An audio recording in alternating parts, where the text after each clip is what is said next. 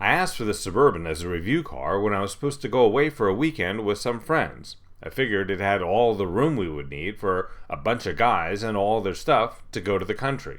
Instead, the host ended up needing emergency spinal surgery. So instead of Green Acres being the place to be, it was New York Cornell Weill Medical Center. Dealing with something as large as the Suburban LTZ in Manhattan makes one appreciate larger parking garages. I often use an app called Spot Hero to find discounted parking. I showed up at one garage and they told me, no, they wouldn't accept the Suburban. I told them Spot Hero said they would, and the guy said, hey guy, it just won't fit in the elevator. Rather than trying to force him to show me, I left. That said, there are a lot of Suburbans in urban areas. They're used as limos, news trucks, and airport cars. And it's no wonder. In addition to 3 rows of seats, there's still plenty of room for luggage or camera gear. There's something else to be said about the Suburban in cities. The 2016 model is the first to offer a center front airbag. That safety device is designed to protect people from what are called opposite side impacts. In other words, if you're in the passenger seat and a car or truck hits on the driver's side, the center bag protects you from crashing into the other person in the front compartment. The Suburban nameplate has a rich history dating back to before most suburbs. First manufactured in the 1930s, the Suburban saw action in World War II, saw explosive growth of the suburban areas in the years following the war, and remained a constant seller during years of gasoline peaks and troughs. One General Motors executive said to Real World Test Drive, people buy a Suburban because they need a Suburban. In other words, the majority of Suburban owners will buy one regardless of gas prices.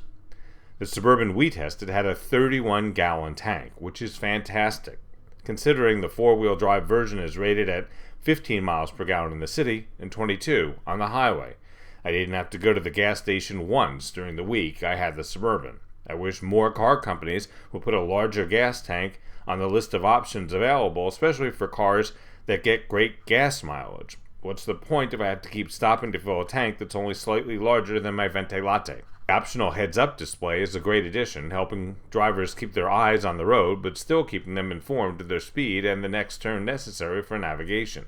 I also enjoyed Apple Carplay while testing the Suburban. I was listening to Arnold Schwarzenegger's autobiography during my time in the Suburban and loved the fact that I can operate my Audible account from Apple Carplay without touching the phone.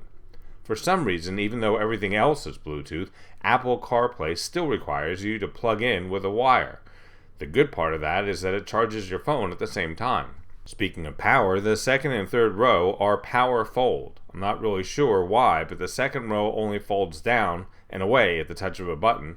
The third row goes both down and back up at the touch of a button.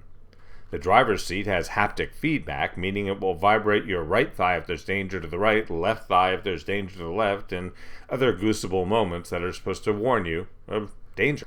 Lane Keep Assist, Forward Collision Alert, and a host of other high-tech features make this an up-to-date vehicle. The only thing it lacks is perhaps a panoramic moonroof. The base price for the 5.3-liter V8 with cylinder deactivation is $67,310. The 355 horsepower machine generates 383 pound-feet of torque and can tow 8,000 pounds. It'll get you from 0 to 60 in 7.2 seconds, according to Edmunds.com. That same website came to the same conclusion I did. The Suburban takes a while to stop, something that takes a little getting used to in city traffic.